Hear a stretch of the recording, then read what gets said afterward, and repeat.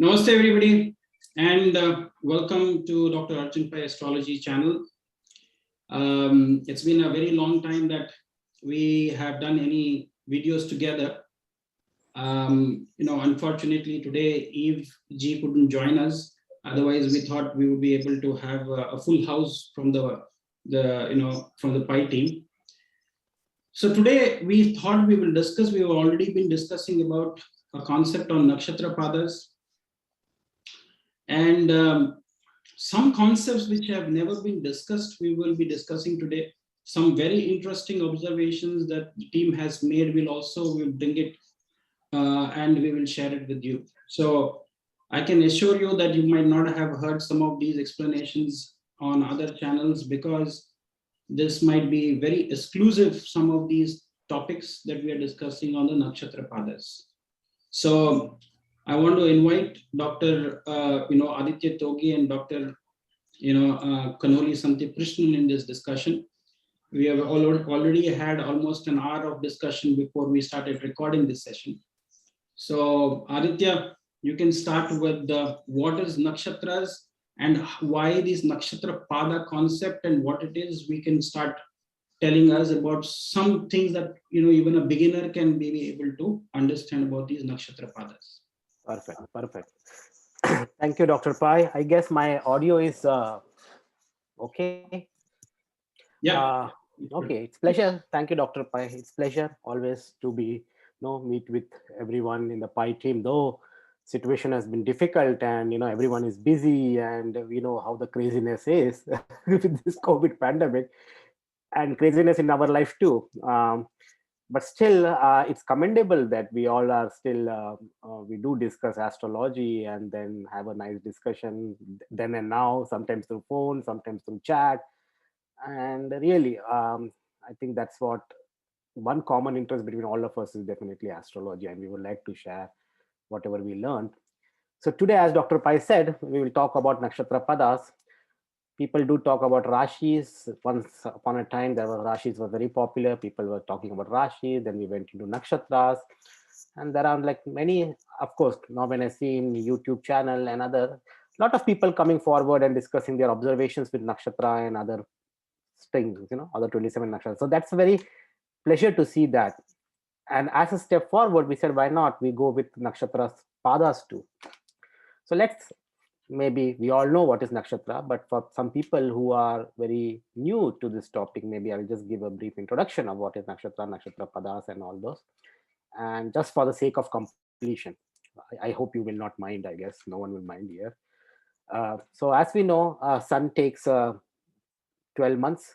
There are 12 Rashis. We divided the entire sky, entire zodiac belt into 12 different parts, and each different part we called as Rashi. The Rashi is from Aries, Taurus, Gemini, Cancer, Leo, Virgo, so and so forth till Pisces. In the same process or same analysis, astrologers in India or maybe observers in India took consideration of moon. And they came up with moon takes 27.3 days as per astronomical observations to go around one complete circle. And they divided the sky into 27 equal parts. 27.3, 27 or 28 equal parts, of course, if you take Abhijit Nakshatra and all. And each part was called as Nakshatras. So same zodiac was divided into 12 parts called as Rashi. The same area was divided into 27 parts based on moon called as Nakshatras. And interestingly, 12 months for the sun to go around, 27 days for the moon to go around. So it's up. Nakshatras were like, we know that it was mainly connected with the moon. Rashis was connected with the sun. Fine. And that's why as you go from Rashis to Nakshatras, the things get a little bit more, divisions become more and more as you go. 12 Nakshatras, 12 divisions become 27 divisions. Things becomes complicated, but predictions becomes much better. Okay. And as a step forward, we divided each Nakshatra into another 4 equal parts. And that was called as Nakshatra Padas. So you see how we are dividing further and further. 12 Rashis, 27 Nakshatras, and now we are divided into, or each Nakshatra is divided into 4 parts, so 27 times 4, 108. 108 Padas. and not much research. Of course, there are books written, and there are books being written. New books are coming up on Nakshatra Padas. There are some books by great books by K.T. Shubhakaran, as we know, where he has written a lot of work on Nakshatra Padas, and there are new books coming too on Nakshatra Padas. So I guess Nakshatra Padas is going to be the next level in astrology. I feel, as personally, I feel in the coming days. Maybe Nakshatra, first of all, like 5 years, 6 years back, who was talking about Nakshatra? There were books, of course, but we went from Rashis to Nakshatras, and now I feel that an era of Nakshatra Padas are going to come up in coming few years. So we as we say, we this logic, we thought, why not we discuss about Nakshatra Padas and understand what it teaches us. And there are a lot many things, as we know, we have discussed before about Ashtamamsha Pada, Marana Karakas Pada, especially Ashtamamsha, Pushkara Navamsha, Pushkara Bhaga. All this comes at the Pada level topic discussion. And so we have heard about Nakshatra Padas, but there are some great information that Dr. Pai has brought us for all of us to share about Nakshatra Padas. What is it and how it is? What are the common themes of those Nakshatra Padas in various different ways, and how to understand it, connecting with planets and all. And I guess that will be really an eye opener for to do some research. Of course, I guess it's at the research level. We're all doing different research and taking about our near and dear ones chart and trying to understand it the padas level, not at nakshatra level, but at the padas level, and try to get a glimpse of what it is.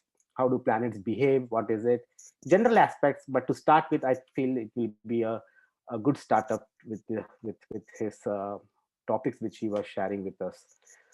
With that, I will point to Sandeep to spend some few or to say some few words about what are his observations on Nakshatra Padas, on different charts of his client or of his near and dear ones or of his own, who knows, and share some or illuminate us with some knowledge on Nakshatra Padas.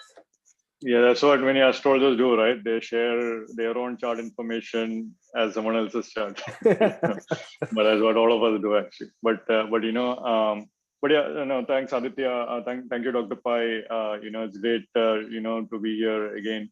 Yeah, the topic of Nakshatrapada is very interesting because when Dr. Pai was teaching us Nakshatras, he used to highlight the importance of Nakshatrapadas. And one of the important concept which I can just begin off before I'll just share this quickly before we get into a more deeper aspects of Nakshatra Padas, is like how he had shared how Ashtamamsha Padas can be challenging. Now, Ashtamamsha Pada is basically, say a planet is going 8 houses away from its original sign into the Navamsha. So, of course, as Aditya mentioned, each nakshatra is having 4 padas.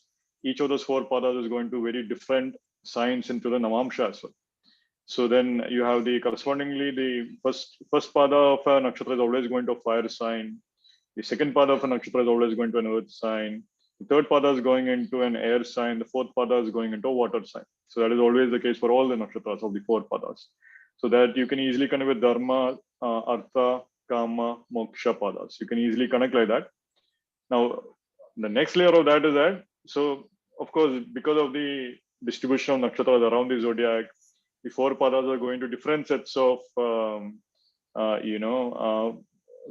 fire, water, earth, air signs. So fire, earth, air, water signs actually. So different sets of signs is happening. So corresponding the house distance is different from one particular sign. From the D1 chart to the D9 position is different. So now, of course, say a particular planet is going 4 houses away, or 7 houses away, or 10 houses away, or if it's Vargotama, if it's going 1 house away, if they are going just 1, 4, 7, 10 houses from his original Rashi position into Navamsha sign is considered to be easier. When it's going 8 houses away, 6 houses away, 12 houses away from his original Rashi sign position is considered to be challenging. Now, the Ashtamamsha is a common concept in which the 8th house position is considered to be most challenging in the Nakshatra Pada thing. So that's one. So transformation, spiritual transformation, sadhana, all that will have to be do when it's 8 houses away.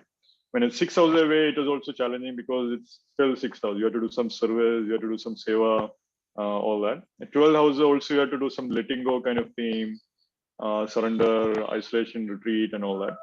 Now, of course, if it's going 311 houses away, it's great. You will make some gains. Your desires will be fulfilled and all that. Two is also challenging because it's a marka thing. So you have to almost one aspect of your soul has to go or die or something. That is one aspect there. But that's a simpler topic. But then what we are discussing were deeper topics. Now, what Dr. Pai was actually sharing was that if can you I point to one thing, Santhip? sure go ahead. I just Yeah, for the sure go clarity ahead. of audience. So Yeah. what you were saying was, suppose for example, someone has a planet in Aries sign in Bharani, second Yes. pada. Yes. Correct. Let's assume a Yeah. planet occupying or being posited in Bharani, second pada. So in D1 it will be in Aries, but in D9 it will be in Virgo. So it is Right. going Exactly. basically 6 houses away. That's what. Exactly So correct. that planet Yes. will find some challenges. Exactly correct. Now, Correct? Barney Pada 1 is going 5 houses into Leo, which is Correct. 5 houses away, which is fifth house is a good house. It's an easier house. Correct. Sixth Okay. house is going to Virgo. It's a challenging house. Correct.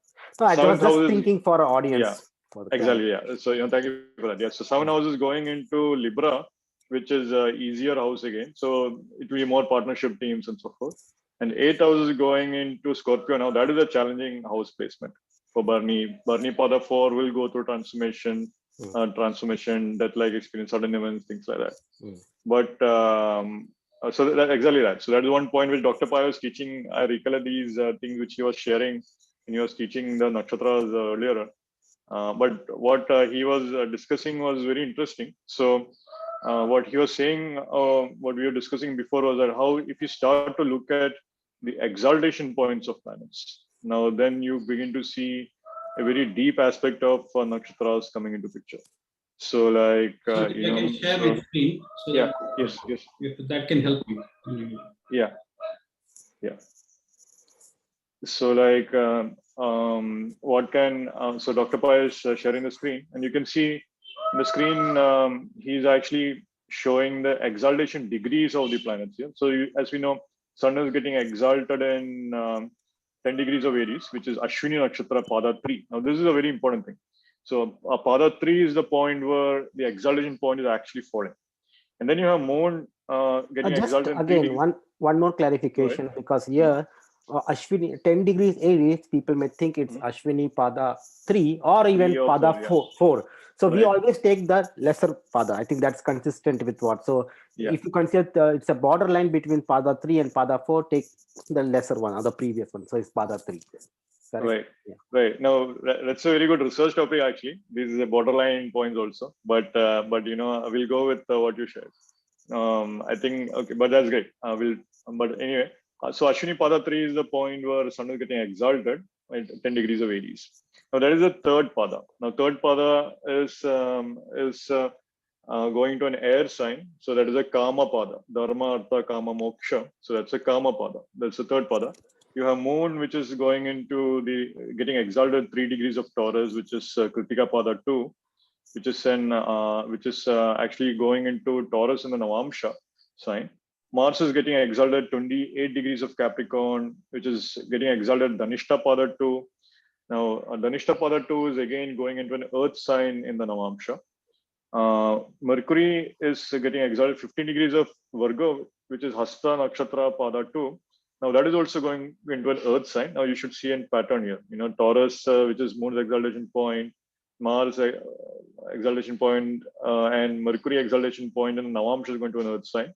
And Jupiter now getting exalted 5 degrees of Cancer in Pushya, Pada 1. Now that is going into a fire sign of Leo in the Navamsha.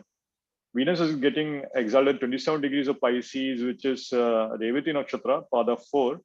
Now that is again going into Pisces itself, which is a lot of, we'll talk about that. And then you have Saturn getting exalted 20 degrees of Libra, which is Swati Pada 4. That is getting exalted, that is going into Pisces Navamsha. Rahu is getting exalted 20 degrees of Taurus. Now there's a lot of controversies about exaltation, debilitation, Rahu. We'll just go with this particular set of points for now. Rahu is getting exalted 20 degrees of Taurus, which is Rohini Pada 3. And Ketu is getting exalted at 20 degrees of Scorpio, which is Jeshta Pada 1. Now, Rohini Pada 3 is actually going into an air sign in the Navamsha. Jeshtapada 1 is actually going into a fire sign in the Navamsha. So just to summarize here, you can see some planets are going into certain fire signs in the Navamsha. The exaltation point of these planets are going into fire signs. Some planets are going into water signs. Some planets are going into air signs. Some planets are going into earth signs also. So now I would like to invite Dr. Pai to perhaps share more light on that. So how could you, how can you connect the planets and connect those with the padas more?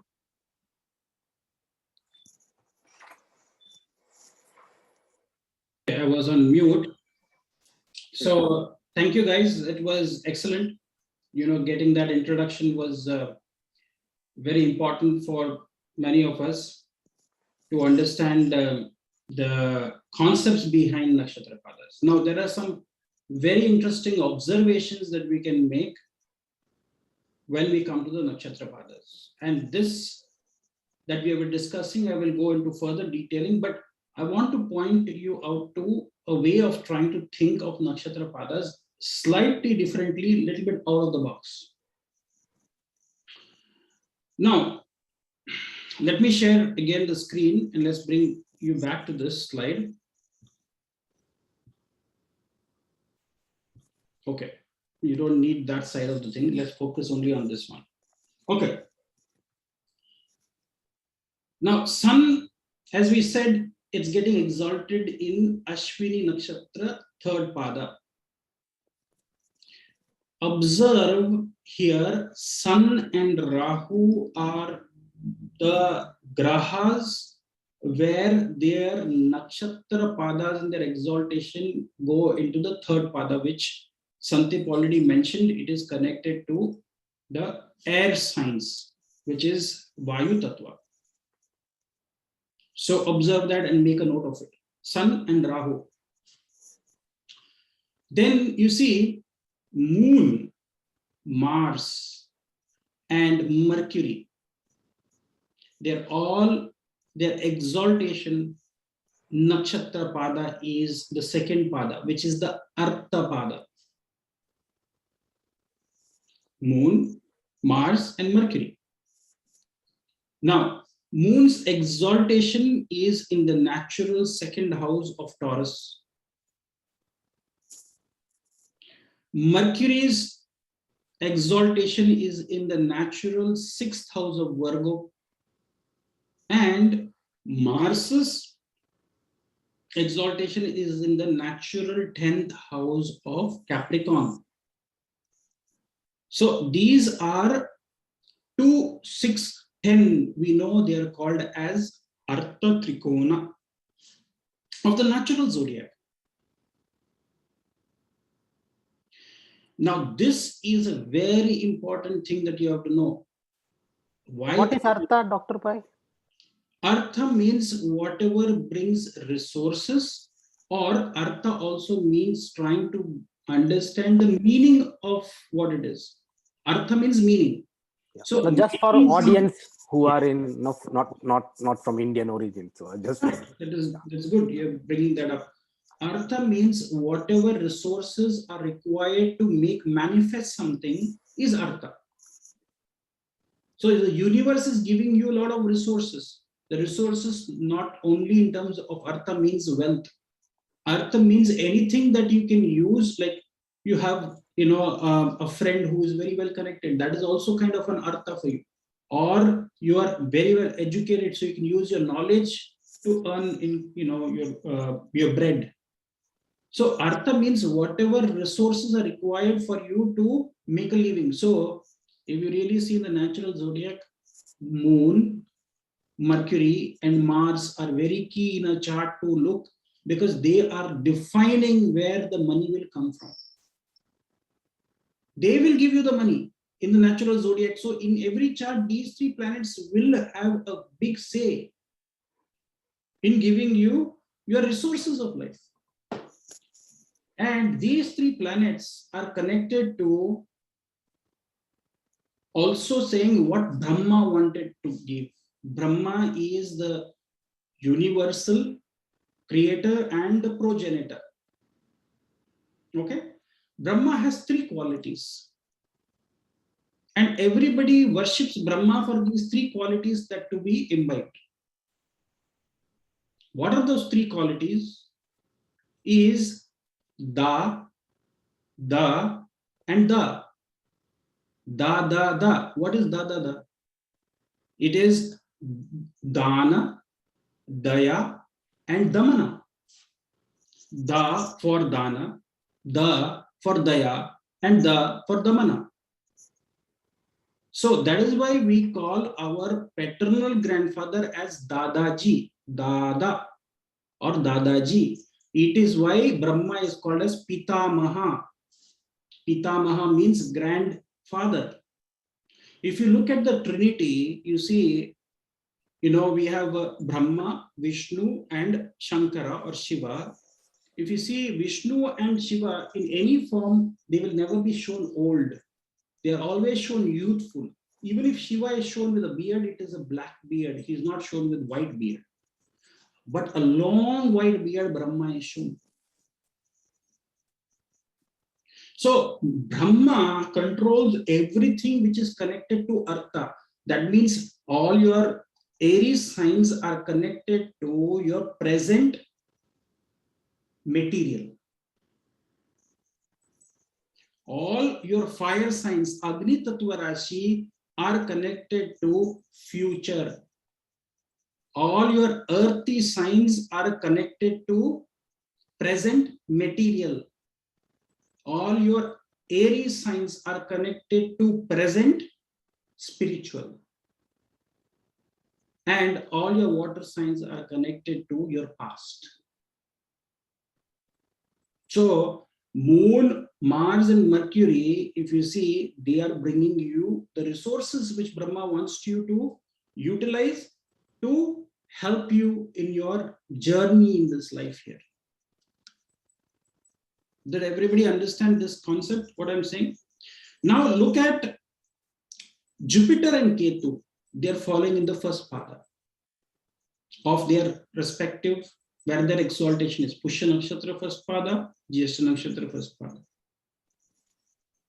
Jupiter and Ketu are more connected to the dharma concept. Okay, they are connected to dharma.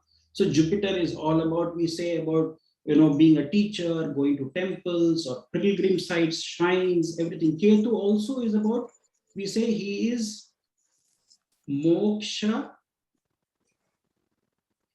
He is putting you in a marga of moksha. He is not giving you moksha. Many people confuse him by saying he's moksha karaka, but he is moksha marga karaka. He doesn't give you moksha, but he will put you on a path of going into spiritual liberation. What we are saying is, many people construe that when we say moksha means moksha, the primary thing to attain moksha is death. Only after you die you will get moksha. No, moksha is when you are alive here on this planet. When you are enlightened, it is called that spiritual enlightenment, and self-realization is moksha. Buddha received enlightenment when he was alive. His nirvana was not after his death. So understand the concept is trying to unite with the cosmic consciousness and the universal consciousness, and becoming one with yourself is self-realization, and it is self-actualization is moksha. Many people think that is it is ultimate surrender, unconditional surrender to the higher forces. So did you understand? So Jupiter Ketu in the first pada is showing it is about dharma. So these planets are very much controlling that dharma concept in your life. And when you see Saturn and Venus, now Sun and Rahu we talked about, third pada, I said it is present spiritual. That is why Hanumanji went to Surya to learn the Shastras, because he is very well learned in all the Shastras, which is the Vedas, the Shatras, the Puranas, the Upanishads, the Brahmanas, everything he is very much Surya. So spiritual. He can recite things. That is why you see Surya is drawn by 7 horses, and the 7 horses represents the 7 meters, or we call it chanda. Like Gayatri is one chanda, 24 syllable meter. Okay, there is Ushnik 28, Anustup 32. Likewise, there is Jagati, Pankti. So these 7 horses are the 7 meters of the poetic meter. So it is connected to mantra shastra. So without Surya's mantra air element, you will never be able to understand which horse is riding you. So understand there are 7 meters. As I said, Gayatri is one of them, 24 syllable, Ushnik, Anustub, Jagati, Pankti. So like that, Brahati. So 7 meters, these are the 7 horses. So here he is the Lord of giving you spiritual understanding and spiritual initiation. And Rahu, yes, Aditya, go ahead. Sorry, continue. I have a question. Maybe I can ask later. Or Yeah, maybe I will just finish this Rahu and then you can ask me the question. Perfect. Go ahead. So Rahu, many people feel, is only associated with giving you transformation and bringing problems in your life. But if you look at Navagraha Kavacham, Rahu resides on the tongue. And Rahu is very strongly associated with Tantra and Mantra. Without the blessings of Rahu and Saraswati, your mantra sadhana and your uchchar, your pronunciation, your intonation will not be as good. So don't think Rahu is just an outcast. He also is a Chandala, but he is somebody, he has learned the other side. He is a Chandala because he knows the other side of things, which is not the mantras, but he knows even the Tantra side of the sadhana. So he is also in some way is pushing you towards spiritual evolution, but his methods are different. Like Swami, Ramakrishna Paramahamsa, he also had a female yogini who was his tantric guru, and he learned different forms of tantra from her. But then he came back and he said Bhakti Marg is the best form, even though you can achieve the same path, through Tantra. But he said for the common man, it is very difficult to follow that path. It is best to follow the path of worship. So did you understand? So Sun and Rahu controlling the third path, and Saturn and Venus the fourth path. If you see here, Saturn is Swati Nakshatra fourth pada, and Saturn Venus is Revati Nakshatra fourth pada. Okay, Aditya, what was your question? So you said pada 3. Yeah. Spirituality and all you said for Saturn, for Sun and Rahu. Yeah. Correct. But when you say third pada, it also Kama. Yes. So now you are saying spirituality, it is Kama. So doesn't it seem opposite? And what it is? That's a very good question, Aditya. Let me explain the Kama pada. Mm-hmm. Kama, what is the concept we have heard about Kama is it means lust, passion, lust, that's all. Passion. Okay. Yeah. Lust, passion. The word Ka means Brahma. Okay. And Ma is trying to gain control over your senses. Okay.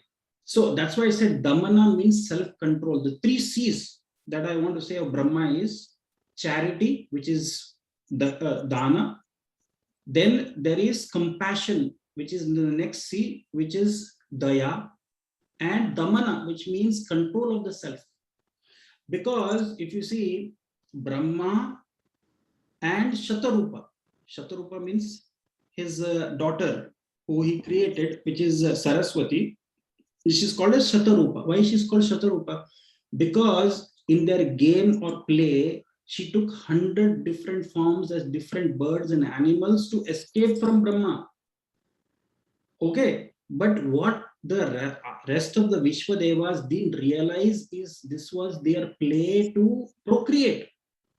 Because he was running after her, she started taking the form of a rabbit, then taking swan, pigeon, but she took all different 100 forms she took. The last form, when they said this is getting too much, the Vishwadevas, invited Rudra or created Rudra from their anger to stop Brahma. And they didn't realize this was this Brahma's act with her to procreate. So the last form was a stag and a dove, or a deer and a stag. And then, the Mraga Shirsha, he is through the arrow, his head was severed.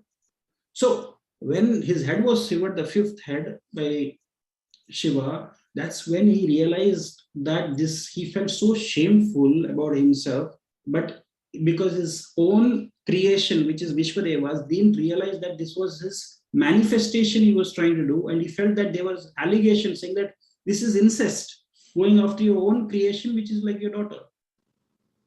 So what did he do is Brahma dissolved himself into his creation. He just became an amorphous state and he just dissolved himself because he was so that means it is karma. It doesn't mean that only about lust. That is what we are thinking, but that is about overcoming your lust and then becoming spiritual, like Brahma did. So you are disintegrating your karma and your passion and your lust and evolving above that. Okay. So did you understand the difference? What I'm trying to say? Yeah. Even though in the physical realm it is trying to take you into the karma, which is everything which is desirous. We are trying to go for desire. That is your desire. Desire is karma. That's what in the next slide I have put it here. What is dharma? What is artha? What is kama? And what is moksha? So kama means, yes, the passion and enjoying the pleasure. But eventually, this phase of your life is connected to vanaprastha. Vanaprastha means going to the forest. There are 4 ashramas that we take. Yeah. Dharma is connected to brahmacharya, which means brahmopadesham, trying to know your duties and what is right for you and following the duties of your religion or your faith. Then artha is grahastha, which means whatever resources you require for you to become prosperous. Kama means we have to enjoy. See, why are you doing all this wealth we are trying to create if you are not able to enjoy it? But after enjoying it, we go to vanaprastha, which means going to the forest, retreating or retirement, we call it. And finally, it's sannyas. Sannyas means renunciation. And renunciation means you do not have to go into a cave and sit to renunciate. You can be in your family life and still be a renunciate. You can live amongst all these resources and karma, but still not get attracted to it. Okay. Now, one interesting thing I wanted to share with you that we were making this. Okay. Now we have understood these 4 concepts. Now very interestingly, you see, sun is exalted in the 3rd pada. So I'm now focusing on the Navamsha pada of each of these signs, of each of these grahas. Okay. So Santhip and Aditya, just make a note what I'm saying here. Navamsha pada of the Rashi. The Rashi pada I'm not talking about the Nakshatra pada. Okay. Sun. What is the Rashi pada number of where the sun is getting exalted? It's 3. 3. Gemini. Correct. That is the Navamsha. Gemini Navamsha. Moon. What is the Rashi pada number of moon? Well, it is getting exalted in 2nd pada of that, but it's 1st pada within the Taurus. Taurus, it is the 1st pada. In Aries, sun gets exalted in the 3rd pada, Navamsha pada. Okay. Right. In Taurus, the 1st pada is Kritika Nakshatra, 2nd pada, that is the 1st Rashi pada. So moon is 1. Mars. What is Mars? That is a 9, which is getting exalted in the final Nakshatra pada falling within Capricorn. Excellent. Excellent. It's 9. Mark that. So sun is 3, moon is 1, Mars is 9. Okay. Now, what about Mercury? Mercury is getting exalted in 5th pada, that is the Hasta Pada 2, if you count the number of Navamsha signs, it is going into the fifth Pada. Correct. Correct. Yes. And then what is Jupiter?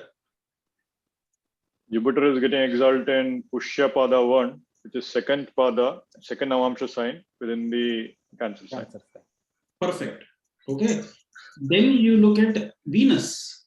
Where is Venus? Which? Venus is Revati Pada 4, so that is the ninth Pada, the ninth Navamsha sign falling within Pisces, ninth. Excellent. And then Saturn, Rahu, Ketu, you tell me they are all the same. Tell me which one is it. Which Rashi Pada is, Saturn, Rahu, Ketu will be associated. Yeah, that is the number 6, in the sixth Navamsha sign within that. Yeah, for Rahu also, for Ketu also, yes, correct. And Saturn also. Yes, correct. So what you got is now, you can see, Moon is in the first Navamsha Pada, Rashi Pada of the Rashi. Right. Okay. You see, Jupiter is 2. Okay, right. Sun is 3. Moon is 1. Right. Jupiter is 2. Sun is 3. Then you have Mars and Venus 9. Right. Mercury is 5. And then right. Saturn, Rahu, Ketu are 6. That is why Saturn, Rahu, Ketu are said to be the first straight malefics also. Interesting, yes.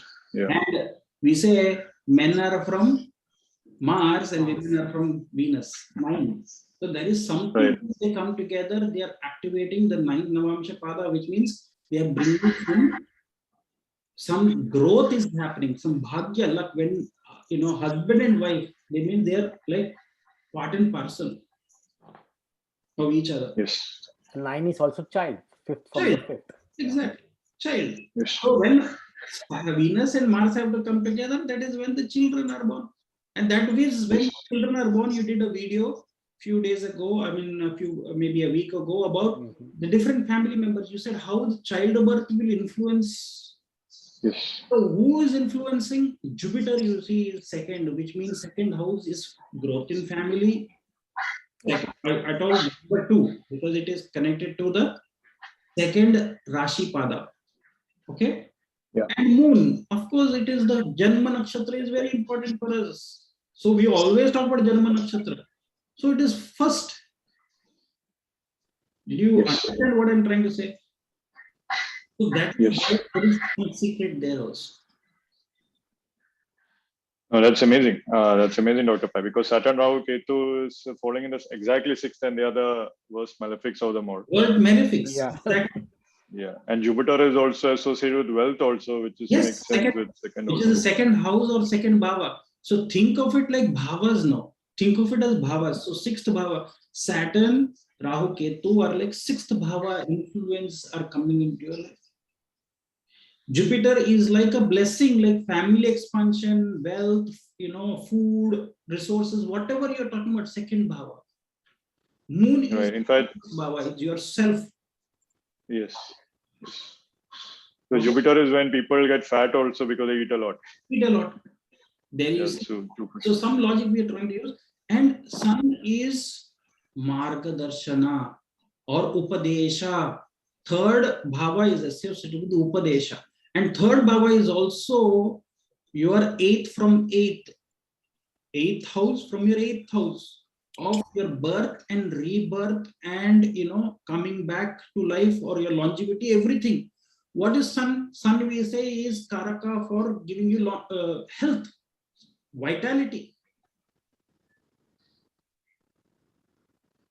Understood? So are you seeing this connection from this angle also? Interesting. That's a new concept also. Rashi Pada was something which we originally discussed in the original Pai Padhiti video. Correct. So, but yeah, you can see that there's a clear relationship happening there also. And very pure thing. Mercury falls in the 5th pada, Rashi Pada. What does it mean? On one side he has 4 padas, on the other side he has 4 padas. He is like a neutral gender. He's coming in the center. That's right. 4 padas fall behind him, 4 padas will fall ahead of him.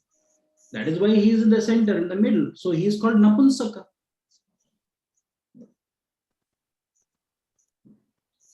Yeah. Isn't it? And who is going to the far end of 9? It is Venus and Mars. So they have to come together to procreate. Right. Okay. So isn't it fascinating? Then you can also see that Moon, Mars, Mercury, their Navamshas will be following in the ninth from wherever they're placed.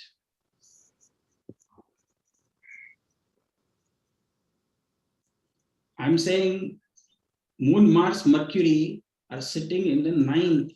Sun will be in the third, which means it's Gemini Navamsha. So from Aries, Gemini is the third house. So it is the third going from there.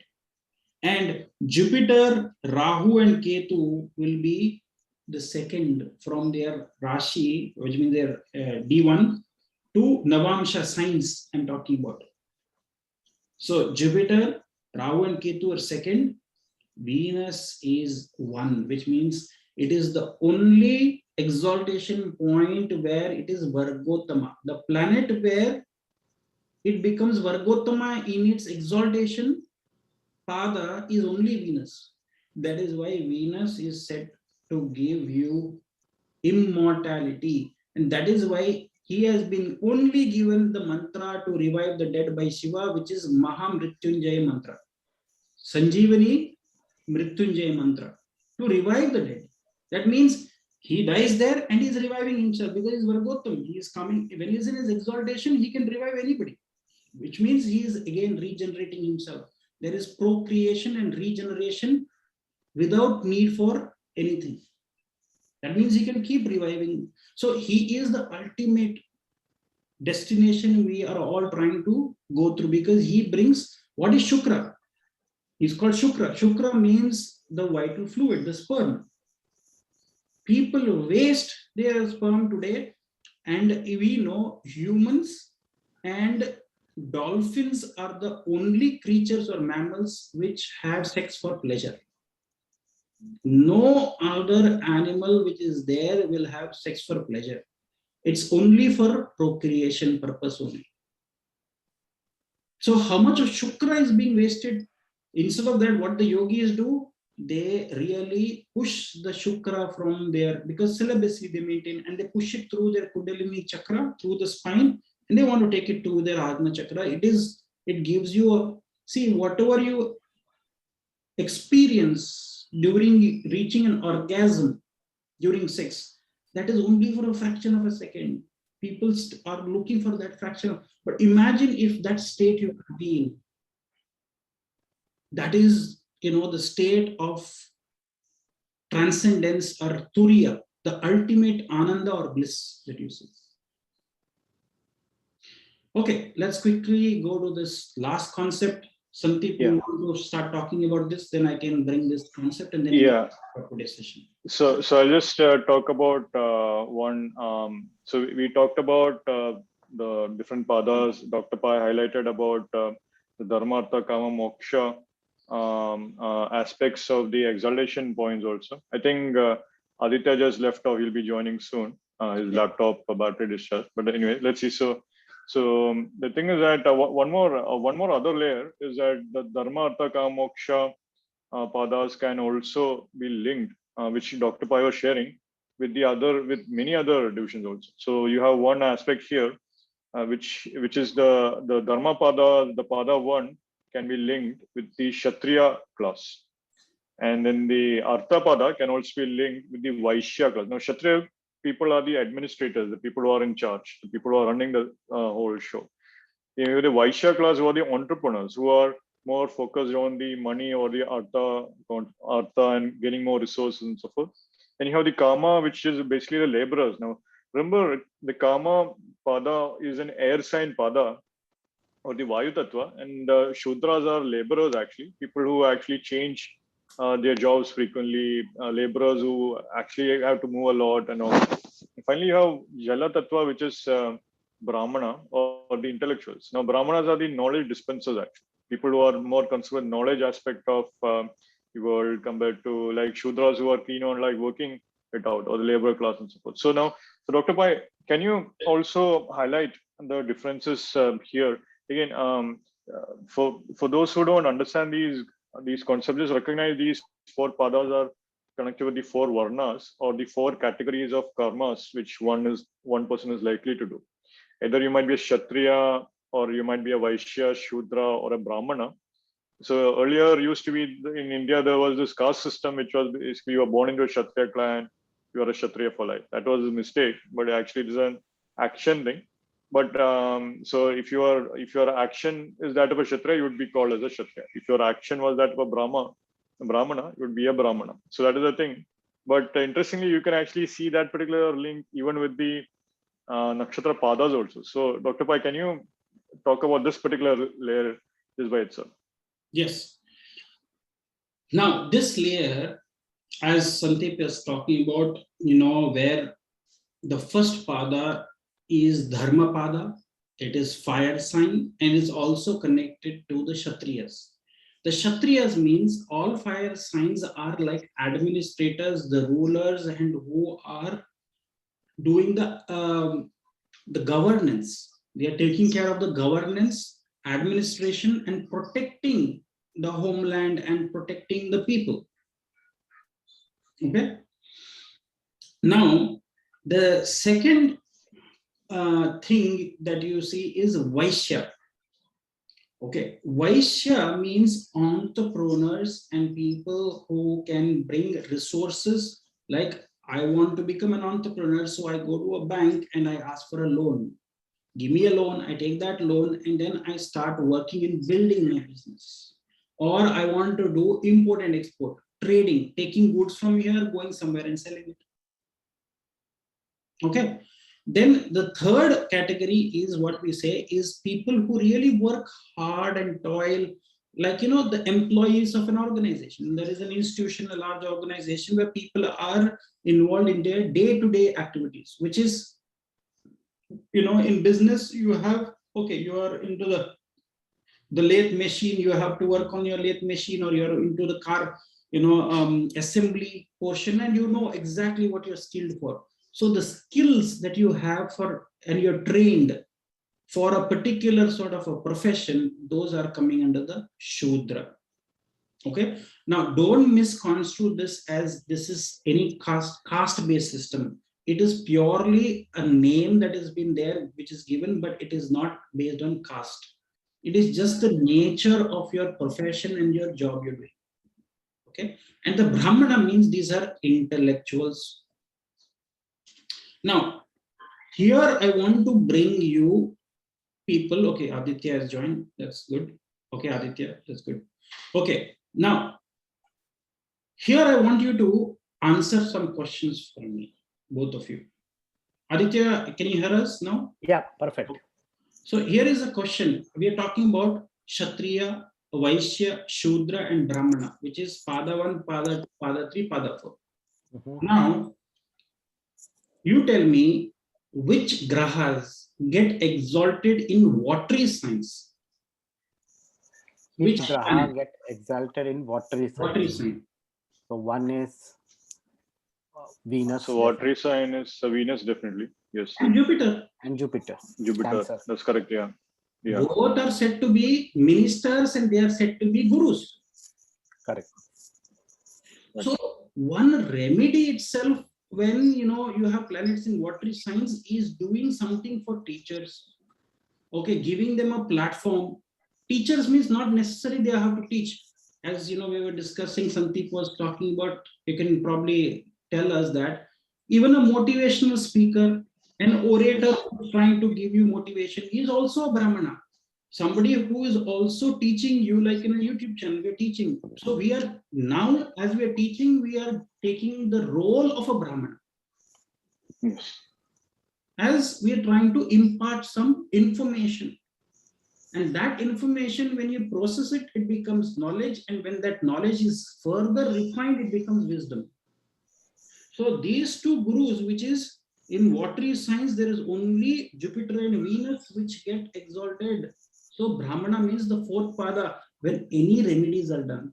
Without, any remedies will not give you the effect of moksha pada if you are not honoring the teacher, or you're not giving dakshina to a priest, if not priest, any intellectual, or feeding the cow, because watery signs are connected to cows also. Go dan, go samrakshan, which means for the cows, you do something or feed the cow or something. Without that, this is what I'm saying from my experience by understanding Karma Vipak Samhita, which Shiva and Parvati are in dialogue. Many of the remedies are coming from here. Also, going to holy places and going for holy dips, like it's called as Pushkarni. Pushkarni means a holy pond in a temple square. Okay, a tank of a temple square where people go and take a dip, or going to Ganga and taking a holy dip, or Yamuna and taking a holy dip. All rivers are holy. Don't think anything which is flowing water is holy, because they help you in cultivation, agriculture, and there is civilizations we know right from time immemorial, they've always been on the banks of rivers. Whether you take, our Harappa and Mohenjo-daro civilization, Yangtze Kiang, and what is it, Euphrates, right? The Nile, Mesopotamian, Nile Nile, River. which is Egyptian. All of the civilizations have come on the banks of rivers. And a lot of sciences were also these houses where wherever there were rivers flowing, not only agriculture, but also Vedas and sacred scriptures thrived there. Worship of ancestors thrived there. Worship of deities thrived there. So those are the remedies for the fourth pada. Understand? Now, let's go to the next. Let's say Artha pada. We said Vaishya. Which planets are exalted in earthy signs? Moon, Mars, and Mercury. Moon, Mars, Mercury. What did we say? 2, 6, 10. 10. So without these planets being strong, Mercury is needed for intellect. Okay, Moon is needed for having your stable mind. Mars you need for having action and kriya, and also showing passion in your work. Otherwise, how will you be able to generate anything meaningful in life? Artha means something meaningful you are creating from something. So, we say in Hindi there is called as, for doing something good, then there is tan, man, and dhan. Tan means body has to be involved. Mars is the body. Man is mind, which is moon. And finally we say dhan. What is dhan? Mercury. Mercury is the transactions, commerce, finance, communication. Verbal communication is giving you dhan. What is, how sweetly you speak to people and converse with them and share a message is dhan. Not only wealth, physical wealth.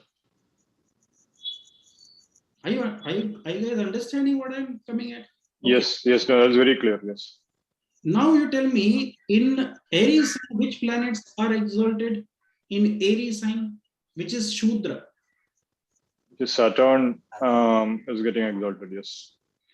Saturn is a Karaka for Shudra, for laborers. If you are not, honoring your employees and people who are your assistant, people, your household, your maids or your domestic help, if you're treating them, then your Kama Trikona is getting spoiled. Or your karma or your passion or whatever your desire to manifest something is spoiled. So that's why Saturn is connected to laborers.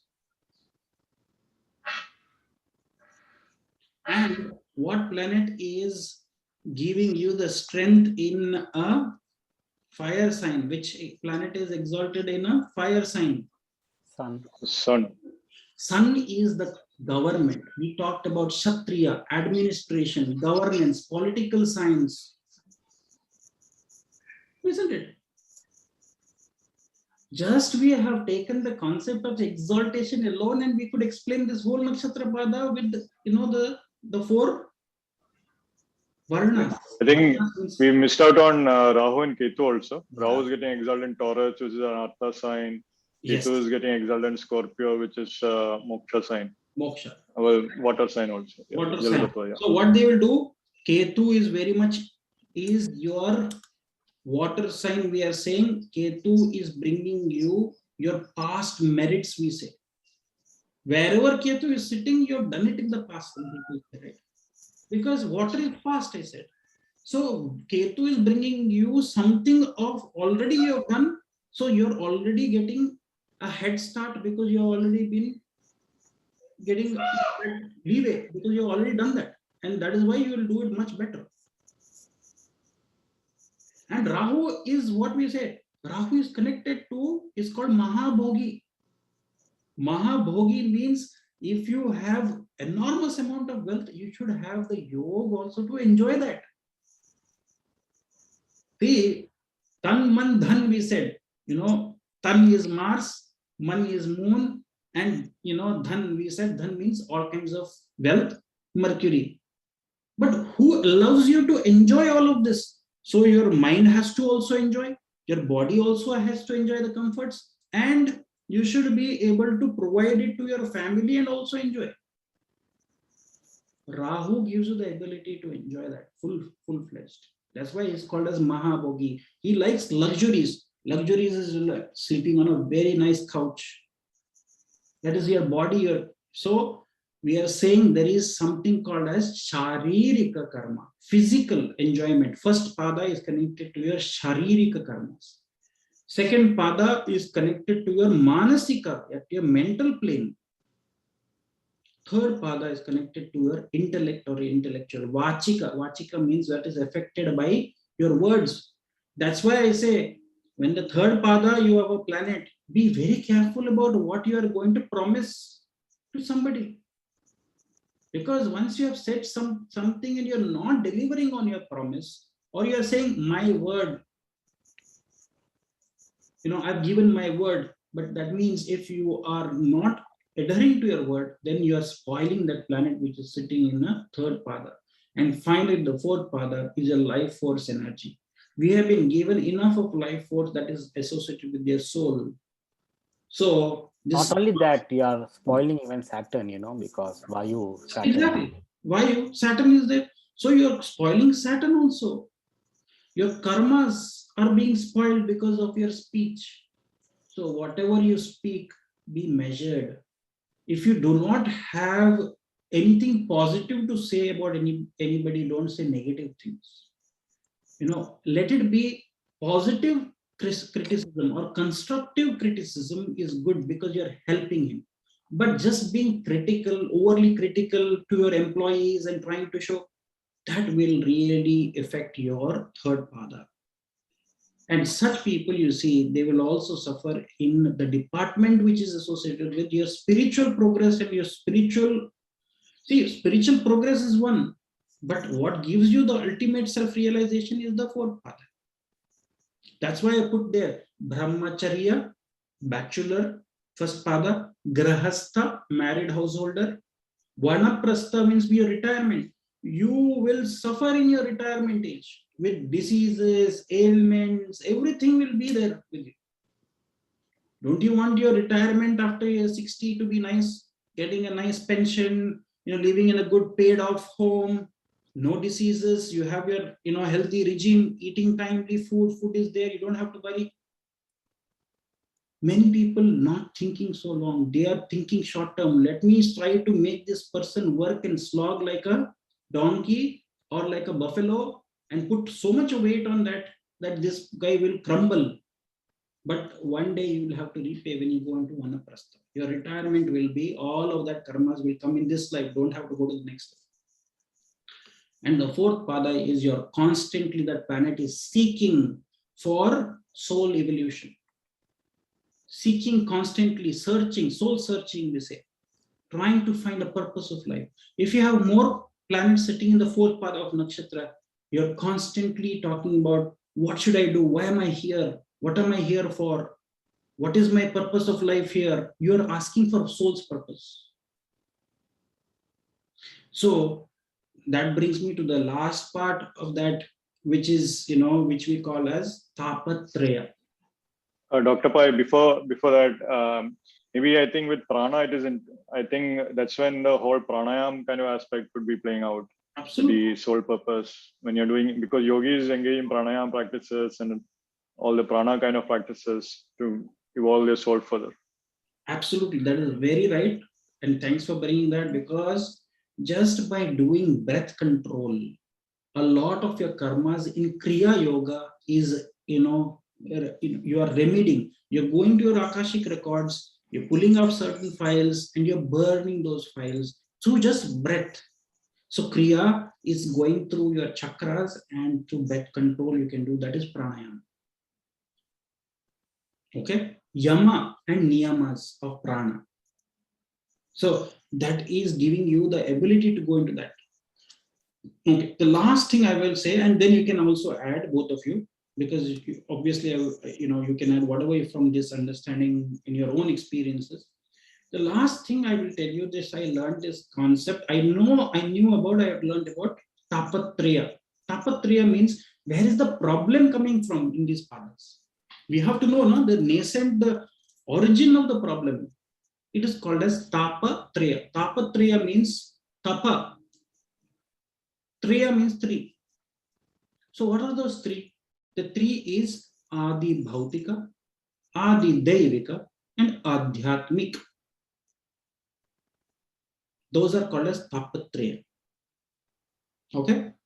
So Adi Bhautika means if you in a previous life, that planet has involved in something, if it is sitting in the first pada, involved with something where you have created some imbalance in the terrestrial plane, which means Pancha Mahabhutas, the five great elements, the living beings. You might have gone and burnt a tree or cut a tree. The tree was very useful, it was giving oxygen. Or you started brutally killing animals for their food and flesh and for their skin. So you have created an imbalance in the Pancha Mahabhutas, the five great elements, and also with the living beings, because you have abundance of food, but you chose to eat. So I am not here trying to say, vegetarian and meat eating, nothing. No, I'm not talking about that at all. Okay, I'm just saying you have created an imbalance. That is Adi Bhautika. Adi Devika, which means which is coming because of you have been venerating your ancestors by venerating a particular deity. We say Kula Devata, Grama Devata, which means village god, or Kula Devata means family deity. And also there is Ishta Devata, which is your own liking, you have said. And you have forgotten, because you have got enough wealth now, you have forgotten the deities.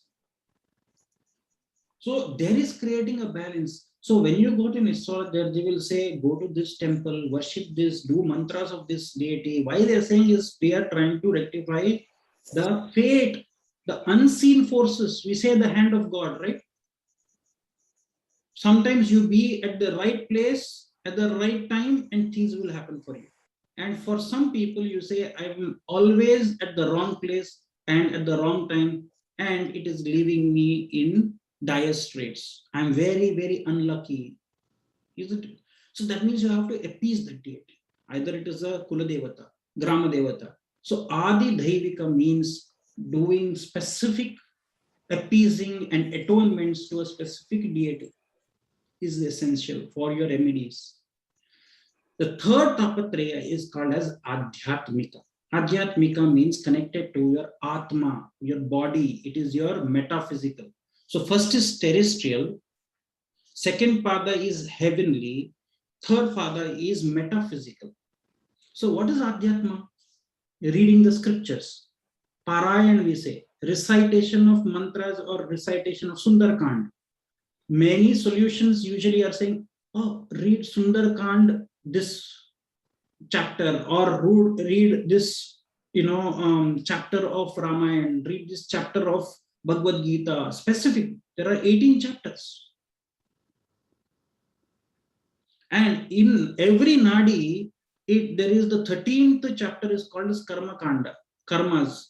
12 is associated with the 12 zodiac signs, and always the 13th chapter is related to remedies.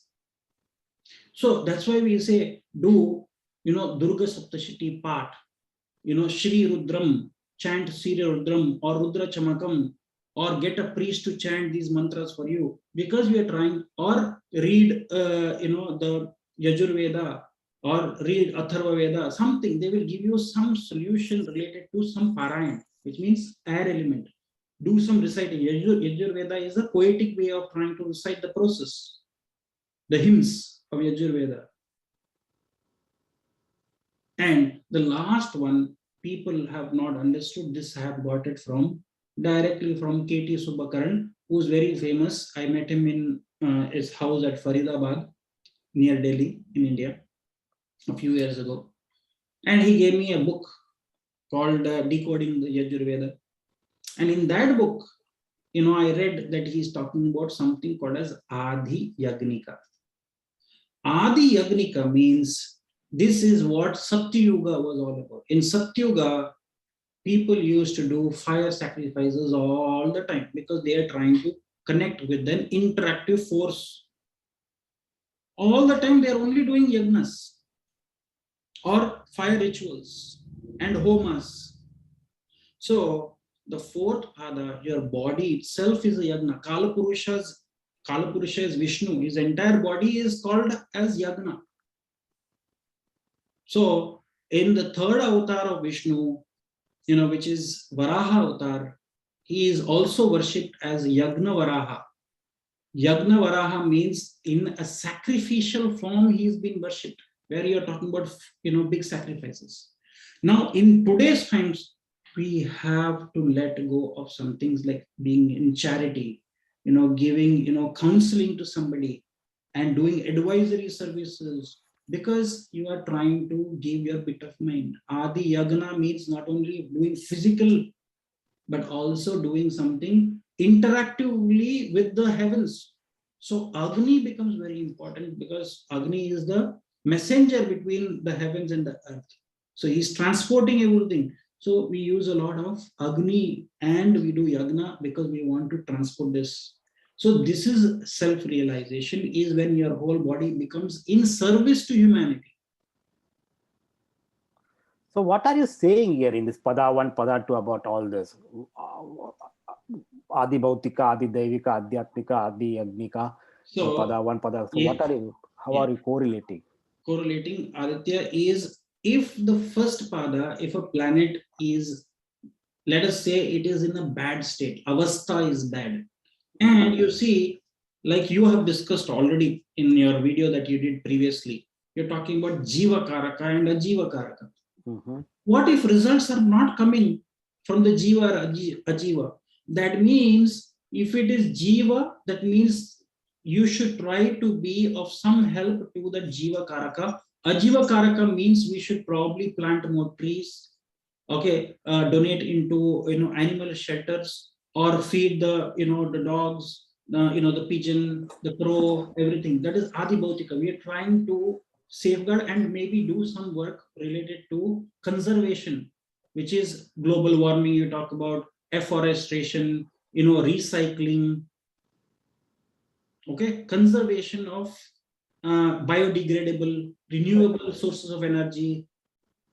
Today we are using a lot of fuel, which is Saturn, basically. All carbon, whatever you're seeing, hydrocarbons, which are used, which generate carbon dioxide.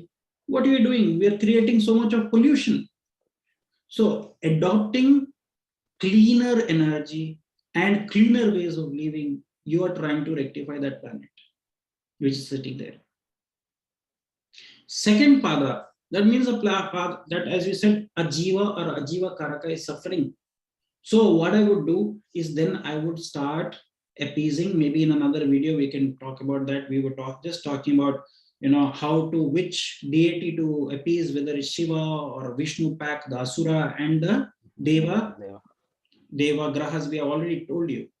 So Adi Devika means we have to probably appease our Kula Devata, our Grama Devata, or a particular deity which is there. Let us say childlessness is there. So it's basically remedies you're saying.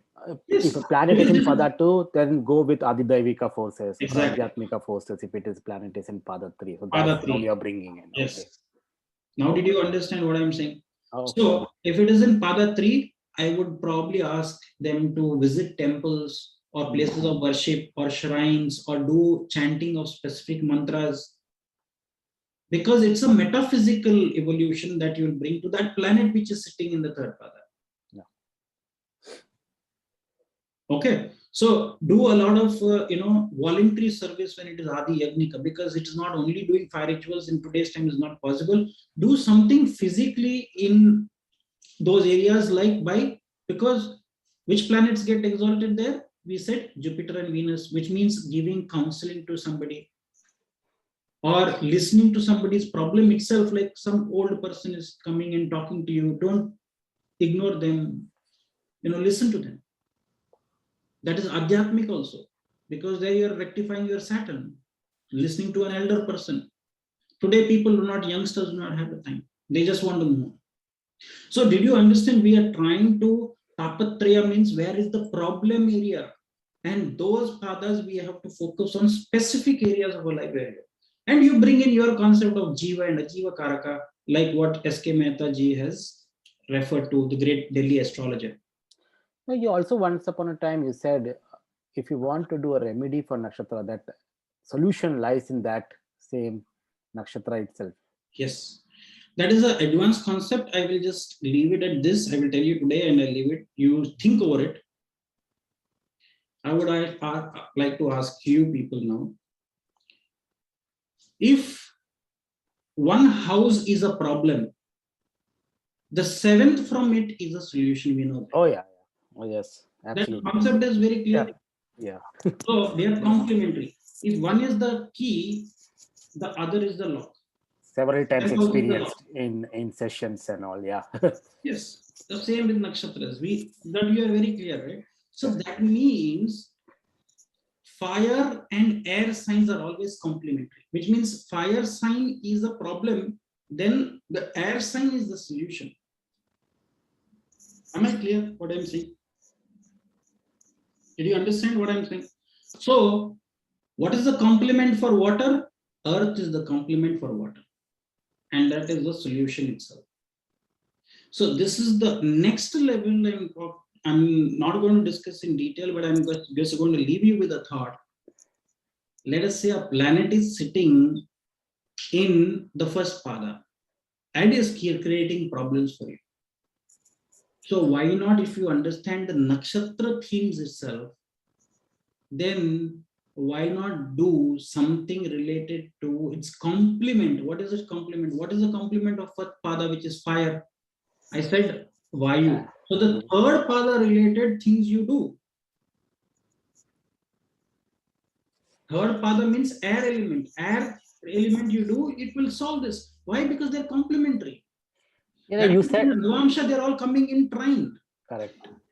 You said that because when you were saying hydrocarbons and all creating pollution, that is pada 3 problem. Yes. So where is the solution? Go to renewable sources, which is pada 1. Exactly. You know what? That's what is complementary. Renewable sources, conservation, nature conservation, renewable sources, biodegradable material, and trying to segregate the waste also. In many of the countries, they're segregating the waste. Okay, plant-based waste, green waste. Yeah. Oh, we have in our complex here. We have that, right? Yeah. Just adhering to that, like paper, plastic, separate. That itself you're trying to, so you're using a lot of fuel, then start doing that at least. Or start planting trees. Because all of us, we today have to move towards more cleaner forms of energy, which is electric cars and electric vehicles, which are going to come. But till then, we are adding so much of pollutants. Now do you get what I'm saying? The solution is not only in the 7th house and the 7th nakshatra. Sometimes if you are the problem, you yourself are a solution. Like I always say, if I have a problem with you, okay, it might be a personal thing. If I have a problem with Santhip, okay, they can say 2 people. If I have a problem with every single person, is the problem with them or is the problem with me? The problem is you. I have problem with everyone in my work department. Because they are not, see, first of all, understand this concept. The concept is very clear. If you have a problem with everybody, that means you are a mirror. You are projecting your insecurities, and such people will come where your insecurities are. That is why our partners in life, which means our spouses in life, are our solution. And they are seventh house. So naturally in zodiac also, they are your opponents. But you have an agreement saying that we will live together as Ardhanareshwar. Ardhanareshwar means half. Half is Shiva, half is Parvati. Androgynous. So the yin yang principle, within the black part of yin yang, there is also a small white. And within the the white portion also, there is a small circle which is a black. So there is also, no matter how much of purity you have, little bit of weaknesses we will have. Like in the white part of the yin yang, you also have a black dot. And in the black, we also have, there is no complete evil. There is some purity also there. One white dot is there in the black side. So the solution is there in the symbology itself. The solution is there in the problem itself. So this is something I don't think anybody has really thought about it. Everybody we have discussed till now, I've been teaching, even in my Nakshatra course, I've said, look at the seventh house. Why? Sixth house is the problem. Let us say sixth house is what? Sixth house is ailments, diseases. 12th house is hospitals. Sixth house is accidents. 12th house is emergency. Sixth house is Shadripus, Kama, Krodha, Lobha, Moha, Mada, Matsirya. 12th house is your meditation and your ashram. 6th house is your service, that hard work that you do. 12th house is resort, going away to a far off land and taking relaxing in a spa or in a resort. Yeah. So many people who face a lot of problems now when they're overworked, like you are saying, what will be a next? Go for a retreat. Let me go to a meditation retreat. People run to meditation retreats when they are completely drained because too much of sixth house, daily routines and daily rituals that you're doing. So did you understand? Now, if that is true, why not this is true? So second pada problem is solved by fourth pada. Because earth and water are complementary. Am I making sense or logic? If it is not logical, then we can. But see, the problem is there and the solution is also there. If you really think it out aloud. Yeah, no, Dr. Pai, that's amazing. So, like what you mentioned about, like if so say you're having a problem with finances, then yeah, which is an Artha kind of thing, which is a second pada. Then the solution is also going to be in the fourth pada, which is going to be like Brahmins and fire sacrifices and all that. I'll give you an example. Yeah, Dan, yeah, exactly. I'll give you an example. Yeah. I knew of somebody who was really struggling with finances. He had hardly even 100 rupees in his wallet, nothing in his bank. What I told him is go and donate that 100 rupees also to a Brahmin or so, for a cow or something you donated. He didn't think twice. He went and donated. From somewhere he suddenly got a job and something, bonus if he joins. It opened up, because when you are trying to do something for the fourth pada, your Artha problem will be resolved. But you know what happens? Human mentality is, I have only 100 bucks, let me hold on to it. Because see, when a crow sleeps in the night or any animal sleeps in the night, they are not even bothered about tomorrow, whether they will get food or not. Only human beings are worried. Oh, let me keep some money for tomorrow, for my security, for my old age. This, a bird will never think. It knows when it is in the morning, when the sun rises, it's chirping, saying that it's a lovely day. And nature will always provide it, and it will feed itself. They don't have diabetes, they don't have blood pressure, they Yes. don't have anything. So We all have that. you tell me which animal has sunstroke or heat stroke? Does trees burn because of sunlight? No. But if you stand in the sunlight, we will be burnt. Animals are roaming everywhere. They are not. So I'm just saying because nature provides all solutions. But we have a different mentality of holding things. Let's stop holding things. If you're holding things, Moon, Mars, and Mercury will be getting spoiled slowly and slowly. Put the green revolution. Green revolution is money should go out, it will come back. But if you keep all your money in your treasury and lock up, some people say you're locking up Lakshmi. If Lakshmi is not allowed freely to go out and come back, she will not come back. She will say, I'm suffocating inside the locker, in the treasury. Let me out, free me. Then I will feel like coming more and more into your house. This is the law of attraction. We always have to look at the opposite to attract. But if you're thinking that by holding on to something, we are going to create a remedy, I'm sorry, it is not. Sometimes by letting go, you are remedying something. Holding on to your past will not help you. Why? Fourth pada, we said water. Water is your past. If you're holding on to your past, how can you create more money? I'm only living in my past thinking, oh, these people have cheated me, these people have done me everything. I'm not able to move forward in life. I'm not able to be present material because earth is present material. Water is past, fire is future. And for spirituality, we have to rely also on Agni Tattva because they are complementary. So did you understand what I'm trying to say? Does it make sense or no? Yeah, no, that's amazing because spirituality thing, even the Agni and because the what you said is amazing, Dr. Pai, to be frank. Actually, you also mentioned about the now I think one layer which we haven't really jumped into, but perhaps a different video will do justice for it, is how you can interconnect all these two multiple layers together, and that's huge.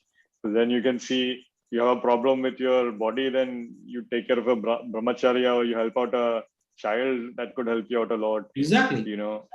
Yeah. Yeah, you have a problem in your retirement if you're not helping the people who are young people who are getting educated, because brahmacharya is first pada, vanaprastha is your fourth pada.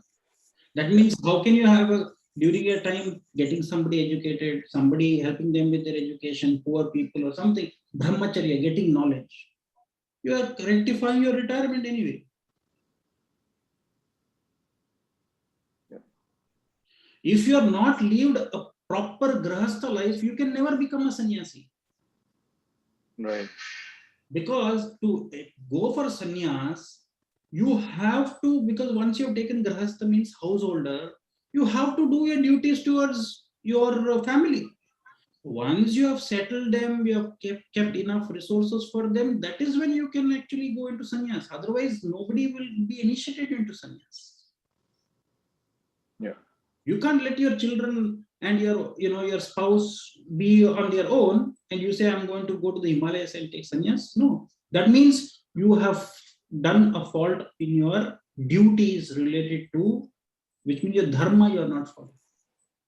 The dharma is In fact, the opposite also true for grasta problems. You should be helping out sannyasis also the same time. Exactly. Now you get it.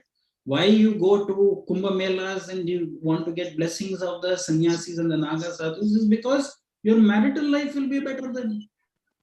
Yeah. You'll be able to do your duties very properly in your marital life. Yeah. I hope this was useful. Anything to add, or we can probably wrap up. I think It's a very lengthy session, but this all also amazing. I don't have anything to add, but I think these were great points. We have already shared a lot, to be frank. I think hopefully the viewers have like it and they find it useful for sure. I'm sure we shared a lot of great points. Again, we just started this whole thing up, so I think there's more to come for sure as we explore it further. Anything you would like to add, Aditya?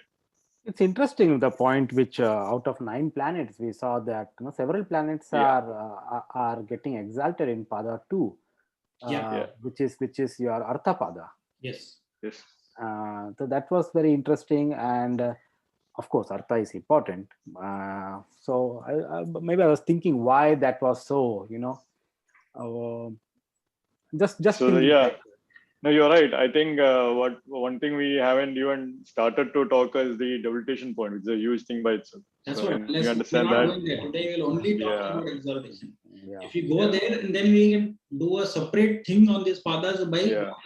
also looking at the Mula Trikona and the debilitation. And Yeah. that is what we. Yeah, it'll be huge, but I'm sure. But I think there's a starting point. So now we are introducing Nakshatra Padas. So I think there's a good point to actually end this session also, to be frank, because we shared a lot of ideas. We discussed a lot of topics. Hopefully we'll explore further, and we'll continue this discussion forward. Yeah, I in think future videos padas also. need to be. I think that's not much information available on Definitely, padas. So yes. that will be something, a new topic soon, and Yeah. then interesting. I think padas only one book. I think K.T. Shubhakaran's book I have seen so far. Maybe some new books may be coming in, which I'm not aware Yeah. of. Maybe. So it's interesting to see, and how does each planet behaves in different pada. Just forget about different nakshatra, just padas. Dharma, Artha, Kama, Moksha padas. How planets, when Jupiter comes into Dharma pada or Artha pada or Kama pada, Moksha pada, and just talking about that, irrespective of whatever nakshatra, forget about that. And then of course nakshatra qualities do come in later, so that will be something more to be. I think Even in this Nakshatra Pada, just this scheme of things, I still only have shared 50%. I've shown you the slide which also includes the other 50%. Yeah, we were talking about those before that. It was, I think. And but then we said we will filter it based on our discussion. We said we will only discuss these, 3 or 4 items, because otherwise, in this first session, we would lose everybody. It's a lengthy video, I know, but I don't see anywhere on YouTube or any books which have talked about at this level of deciphering the Nakshatra Padas. Again, I'm not saying that we know everything. We are still, very nascent, and we do not know anything about this topic. We are only exploring, and we are researchers. So, of course, there could be some holes or flaws in our explanation. That is our own, not knowing this subject very well, because our knowledge might be, our information might be just a drop in the ocean. So we do not know anything, and we come from that humility, and we are saying we just want to share whatever we thought. Maybe we could be wrong, and we can stand correct. Yeah. No, thank you for sharing, Dr. Pai. Thank you for sharing. Thank you, Aditya, also for joining. Thanks. Thanks, everyone. Thank you. Bye bye now. Bye.